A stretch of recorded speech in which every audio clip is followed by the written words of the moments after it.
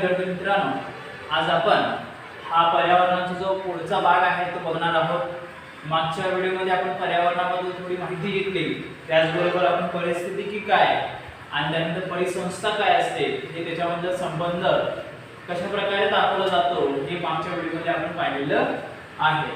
आतापर्यंत पाठामध्ये आपण परिसंस्था, त्याचबरोबर जैविक अजैविक घटक आणि त्याचबरोबर आपण पर्यावरण म्हणजे काय हे आतापर्यंत शिकलेलो आहोत। आणि पर्यावरणामध्ये जैविक आणि अजैविक घटक हे दोन घटक असतात याच्याबद्दल माहिती आपण घेतलेली आहे। तर या सर्व गोष्टी तुम्ही काळजीपूर्वक अभ्यासा। अतिशय सोपा असा हा पाठ आहे, तर कोणताही अवघड असं काही नाही आहे। मार्क देणारे आणि जास्त मार्क देणारा हा पाठ आपल्याला आहे, तरी याच्यावर जास्तीत जास्त तुम्हाला काय करायचं आहे, भर द्यायची आहे, जेणेकरून आपल्याला जास्त मार्क याच्यामध्ये घ्यायचे। या पाठामध्ये जास्तीत जास्त चार्ट दिलेले आहे, ते चार्ट पैकी 2-3 चार्ट परीक्षेला एसएससी बोर्डाला म्हणतो मी हमखास विचारले जातात आणि यामुळे त्याच्यावर जास्तीत जास्त फोकस करणं अतिशय गरजेचं आहे। विज्ञानामध्ये जेवढे चार्ट दिसतात त्या चार्टवर प्रश्न विचारतात, म्हणून त्या चार्टवर जास्तीत जास्त अभ्यास तुम्ही केला तर तुमचं 50% काम तिथंच होऊन जाईल आणि बाकीचं काम तुम्हाला लक्षात ठेवायचं आहे। हे मुद्दे, हे पॉइंट्स लक्षात ठेवायचे आहेत। कळलं? तर आता आपण याचा पुढचा भाग बघूया। या पुढच्या भागाच्या नंतर आपल्याला पर्यावरण संवर्धन हा एक नवीन पॉइंट याच्यामध्ये आपण चालू करणार आहोत। पर्यावरण संवर्धन, मग हा पर्यावरण संवर्धन चालू करण्याच्या अगोदर आपण पुढचे पॉइंट्स पहिला बघू। तर बघा, पर्यावरणातील काही चक्रे आहेत, पर्यावरणामध्ये काही चक्रे आहेत जे महत्त्वाचे आहेत। पर्यावरणामध्ये काही चक्रे आहेत, जसे इयत्ता 9वीला आपण शिकलेलो होतो, जलचक्र, वायुचक्र, नायट्रोजन चक्र, कार्बन चक्र, ऑक्सिजन चक्र असे पाहिले होते। हे महत्त्वाचे का महत्त्वाचे? कारण हे पर्यावरणाचं संतुलन कायम ठेवतात। काय ठेवतात? पर्यावरणाचा जो संतुलन आहे तो कायम ठेवण्याचं काम हे चक्रे करत असतात। पर्यावरणाचं संतुलन कायम ठेवण्याचं काम, कायम ठेवण्याचं, त्याचं संतुलन बनवण्याचं काम पर्यावरणाचं हे चक्रे करत असतात आणि म्हणून यांना अतिशय अनन्यसाधारण असं महत्त्व असतं। ठीक आहे, बघा पर्यावरणातील कोणते कोणते चक्र बघा, जलचक्र ज्याच्यात पाऊस पडतो, वायुचक्र ज्याच्यामुळे वायूंचं चक्र तयार होतं, कार्बन चक्र महत्त्वाचं आहे। सर्वात मोठी आकृती याचीच होती 9वीला कार्बन चक्राची, नायट्रोजन चक्र आणि त्याच्यानंतर ऑक्सिजन चक्र। ऑक्सिजन चक्र अशी ही नैसर्गिक चक्रे आहेत जे अखंडपणे चालू राहतात। अशी काय आहे ती नैसर्गिक चक्रे काय राहतात, ते अखंडपणे म्हणजे कधीही न थांबता ते चालू राहतात, कधीही न थांबता हे काय राहतात, चालू राहतात। कुठले कुठले पर्यावरणामध्ये जलचक्र ज्याच्यानं पाऊस पडतो, वायुचक्र ज्याच्यामुळे वायू तयार होतात, कार्बन चक्र कार्बन तयार होतो, नायट्रोजन तयार होतो, ऑक्सिजन महत्त्वाचा आहे। हे सर्व कैशी चक्र कसली चक्र आहेत? मानवनिर्मित नाही, नैसर्गिक चक्र आहे। कसली आहे ती? नैसर्गिक चक्र आहे, म्हणजे निसर्गाने तयार केली। पण ही प्रक्रिया कशी आहे? अखंडपणे, अखंड म्हणजे कोणताही याच्यामध्ये खंड नाही किंवा ही प्रक्रिया कधी थांबलेली नाही, याच्यामध्ये कोणताही खंड पडलेला नाही, म्हणजे अखंडपणे ही प्रक्रिया चालू राहिलेली आहे किंवा चालू राहत आहे। अखंडपणे प्रक्रिया काय आहे? चालू राहत आहे। ठीक आहे, म्हणजे या सर्व गोष्टी आपण बघितल्या बाबा, नैसर्गिक चक्र अखंडपणे चालू राहतात, अखंडपणे काय राहतात, हे चालू राहतात आणि याचमुळं, या चक्रामुळं पर्यावरणाचं काय राहतं, संतुलन कायम राहतं। संतुलन कायम राहतं, पर्यावरणाचं काय राहतं, संतुलन कायम राखतो। म्हणजे पर्यावरणाचं संतुलन कायम राखण्याचं काम हे चक्र करत असतात। किती चक्र आहेत बघा, तर तुम्हाला याच्यामध्ये किती दिसतात? 5 दिसतात। ओके, आणि हेच 5 तुम्हाला इयत्ता 9वीला होते त्या प्रकरणामध्ये। ठीक आहे, तर हे लक्षात ठेवा। तर परीक्षेला विचारते की बाबा निसर्गाचं पर्यावरणाचं संतुलन कायम राखण्यासाठी काय महत्त्वाचं आहे, तुम्ही काय सांगणार? नैसर्गिक चक्रे महत्त्वाचे आहेत, नैसर्गिक चक्रे। मग कोणतेही नैसर्गिक चक्राची नावं द्या म्हटल्यावर तुम्ही काय सांगणार? जलचक्र सांगायचं, वायुचक्र सांगायचं, कार्बन चक्र, नायट्रोजन, ऑक्सिजन चक्र, ही नैसर्गिक चक्र आहेत। ओके, पुढं तर यामुळे पर्यावरणाचं संतुलन कायम, यामुळे पर्यावरणाचं संतुलन काय राहतो, कायम राहतो। आता पुढं परिसंस्थेतील विविध अन्न साखळ्यांमध्येही पर्यावरण संतुलन कायम राहते. बघा, पर्यावरणाचं संतुलन राहण्याचे दोन कारण आहेत. एक आहे, पहिला आताच बघितलं आपण, कुठला? नैसर्गिक चक्र. नैसर्गिक चक्रे हा पहिलं कारण आहे पर्यावरणाचं संतुलन कायम राखण्याचं. आणि दुसरं कोणतं आहे? अन्न साखळी. हे दुसरं आहे की पर्यावरणाचं संतुलन कायम राखण्याचे दोन कारण आहेत. बरोबर म्हणून सांगितलं. परिसंस्थेतील अन्न साखळ्यामध्ये ही पर्यावरण संतुलन कायम राखलं जातं. पर्यावरण संतुलन दोन मार्गाने टिकवलं जातं. एक नैसर्गिक चक्रानुसार, एक अन्न साखळी महत्वाचे आहे. अन्न साखळीमध्ये एखादे जरी हे झालं तर पूर्ण पर्यावरणाचं संतुलन बिघडतं. पर्यावरणाचं काय बिघडतं? संतुलन बिघडतं. हे आपण त्याच्यामध्ये बघितलेलं आहे. म्हटल्यावर या दोन गोष्टी तुम्हाला समजल्या असतील काय सांगायचं. पुढं, निसर्गाच्या अस्तित्वाशिवाय मानवाचे अस्तित्व अशक्य आहे. बरोबर आहे, कारण निसर्ग पहिला उत्पत्ती झाली किंवा निसर्गाचं अस्तित्व आलं म्हणून मानवाचं अस्तित्व तिथं तयार झालं. म्हणजे निसर्ग तयार झाल्यावर मानवाचं अस्तित्व तयार झालेलं आहे. त्या मानव तयार होऊन निसर्ग तयार झाला नाही. पहिला निसर्गाचं अस्तित्व आहे, म्हणजे निसर्ग आल्यामुळे मानव तिथं अस्तित्व तयार झालंय. बरोबर, म्हणजे निसर्ग जर नसतं तर मानवाचं अस्तित्व पण अशक्य असतं. निसर्ग नसतं तर मानवाचं अस्तित्व पण काय असतं बाळांनो? अशक्यच असतं.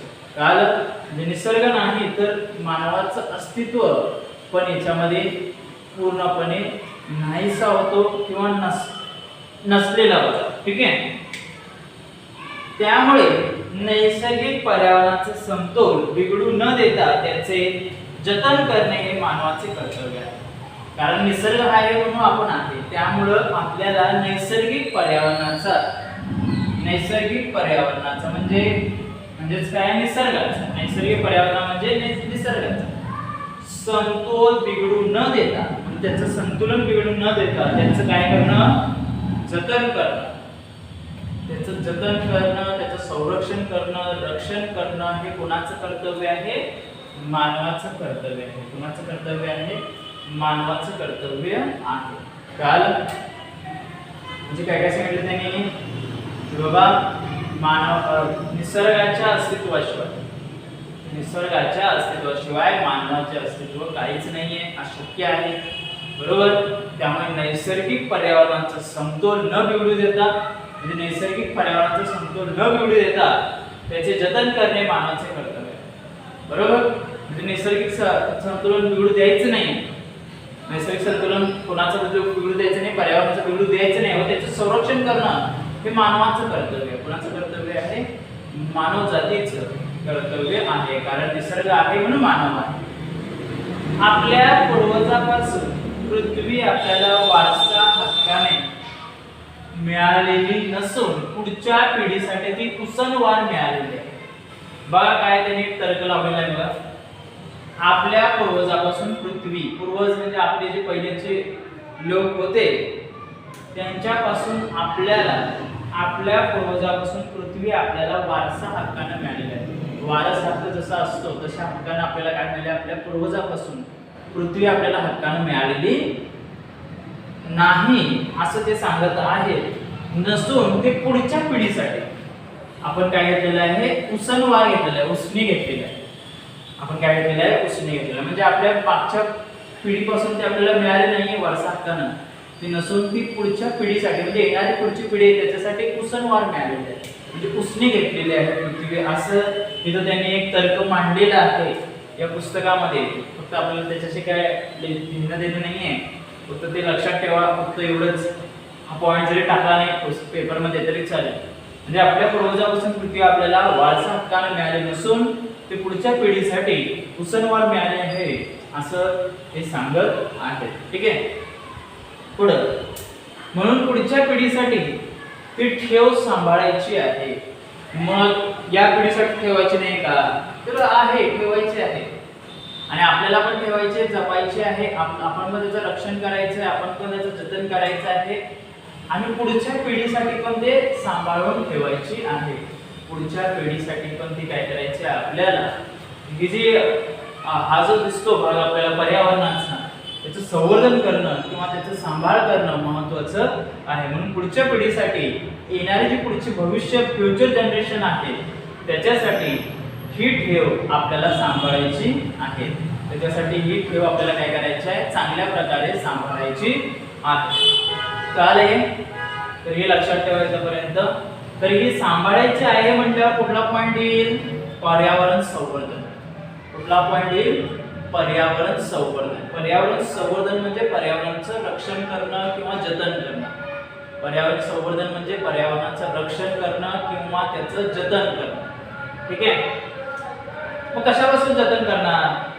मग पर्यावरणावर काही गोष्टी परिणाम करत असतात. पर्यावरणावर काय करत असतात, काही गोष्टी काय करत असतात, परिणाम करत असतात. मग ते वेगवेगळ्या गोष्टी असतात. हवेचं प्रदूषण असू दे, प्रदूषण असू दे, वेगवेगळ्या गोष्टी असू दे, या सर्व गोष्टी पर्यावरणावर काय करत असतात, परिणाम करत असतात. आणि यासाठीच त्या पर्यावरणाचं संवर्धन करणं, या गोष्टीसाठीच त्या पर्यावरणाचं संवर्धन होणं किंवा संवर्धन करणं महत्त्वाची बाब असते.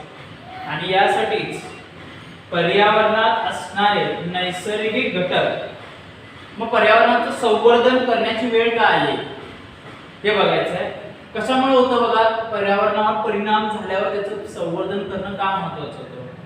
पर्यावरणात असणारे नैसर्गिक घटक म्हणजे पर्यावरणात असणाऱ्या नैसर्गिक घटकाचा परिणाम पर्यावरणावर होऊ शकतो, म्हणजे वाईट परिणाम पर्यावरणावर होऊ शकतो. मानवनिर्मित दूषित घटक, मानवनिर्मित दूषित घटक पर्यावरणास हानी पोहोचवतात आणि या हानी झाल्यावर पर्यावरणाचे संवर्धन करणं हा मुद्दा तिथं काय होतो, तयार होतो. म्हटल्यावर कशामुळे झालं, फक्त हानी फक्त मानवनिर्मित दूषित घटकामुळे झालं का, नाही. तर कशामुळे झालं, पर्यावरणात असणारे नैसर्गिक घटकामुळे पण झालं. पर्यावरणात असणारे नैसर्गिक घटकामुळे पण काय झालेले आहे, पर्यावरणास हानी पोहोचलेली आहे किंवा पर्यावरणाची हानी झालेली आहे. म्हणजे पर्यावरणाची हानी ही फक्त मानवनिर्मित दूषित घटकामुळे तर नाही, तर पर्यावरणातले घटक पण त्याला रिस्पॉन्सिबल आहेत, कारणीभूत आहेत. आणि म्हणून याला पर्यावरण संवर्धन ही गरज तिथं पडलेली आहे. समजलं? तर आम्ही पुन्हा रिपीट करतो बघा. आपण पर्यावरणाचा भाग बघत आहोत. पर्यावरणामध्ये जलचक्र, वायुचक्र, कार्बन चक्र, नायट्रोजन चक्र, ऑक्सिजन चक्र अशा नैसर्गिक चक्र अखंडपणे चालू असतात किंवा चालू राहतात. याच्यामुळे पर्यावरणाचं संतुलन कायम राहतं. परिसंस्थेतील विविध साखळ्यामध्ये पर्यावरण संतुलन कायम राहतं. फक्त हे चक्रच नाही तर अन्न साखळी पण परिसंतुलन महत्त्वाचं आहे संतुलन ठेवण्यासाठी. निसर्गाच्या अस्तित्वाशिवाय मानवाचे अस्तित्व अशक्य आहे. कारण निसर्ग असल्यामुळे मानव आहे, बरोबर. निसर्ग नसतो तर मानवाचं अस्तित्व नसतं. त्यामुळे नैसर्गिक पर्यावरणाचं समतोल बिघडू न देता त्याचे जतन करणं हे मानवाचे कर्तव्य आहे. म्हणल्यावर त्याचं नैसर्गिक पर्यावरणाचं समतोल न बिघडू देता त्याचं जतन करणं हे कोणाचं कर्तव्य आहे, मानवाचं कर्तव्य आहे. आपल्या पूर्वजापासून पृथ्वी आपल्याला वारसा हक्काने मिळालेली आहे. आपल्या पूर्वजापासून पृथ्वी आपल्याला कशाला मिळालेली आहे, वारसा हक्काने मिळालेली आहे. मिळाली नसून पुढच्या पिढीसाठी ती उसनवार मिळालेली आहे. म्हणजे पुढच्या पिढीसाठी ती उसनवार मिळालेली आहे. म्हणून पुढच्या पिढीसाठी ती ठेव सांभाळायची आहे. म्हणून पुढच्या पिढीसाठी ती काय करायची, आपल्याला ठेव ती सांभाळायची आहे. ती ठेव काय करायची, आपल्याला सांभाळायची आहे पुढच्या पिढीसाठी, फ्युचर जनरेशनसाठी. मग यामुळे काय तयार होईल, पर्यावरण संवर्धन तयार होईल. मग पर्यावरण संवर्धनाची वेळ का आली, पर्यावरणात असलेले पर्यावरणातील घटक किंवा मानवनिर्मित दूषित घटक याच्यामुळे पर्यावरणास हानी पोहोचते आणि म्हणून पर्यावरणाची संवर्धनाची गरज तिथे तयार होते. समजलं? तर हे चक्र तुम्हाला माहिती आहे, अन्न साखळी माहिती आहे. कुठला अवघड शब्द नाहीये, सोपा आहे, समजण्यासारखा आहे. उसनवार उसने घेतो आपल्याला माहिती आहे. ठीक आहे. पुढची पिढी यासाठी, बरोबर, म्हणजे आपल्यासाठी ती नसून ती पुढच्या पिढीसाठी पृथ्वी आहे असं आपण गृहीत धरतो. ठीक आहे, किंवा याने गृहीत धरलेलं आहे या 5व्या मुद्द्यामध्ये, बरोबर. तर हे तुम्ही काळजीपूर्वक बघा. तुम्हाला याच्यामध्ये कोणत्याही शंका आली असेल तर विचारा. सोपा आहे, पर्यावरणाचा भाग आहे, त्याच्यामुळे कुठलाही किचकट असे कोणतेही कॉन्सेप्ट, कुठलेही मुद्दे नाही आहेत. तर काळजीपूर्वक बघा. तुम्हाला कुठल्याही शंका आली असेल तर तुम्ही मला नक्कीच विचारा. Okay, thank you.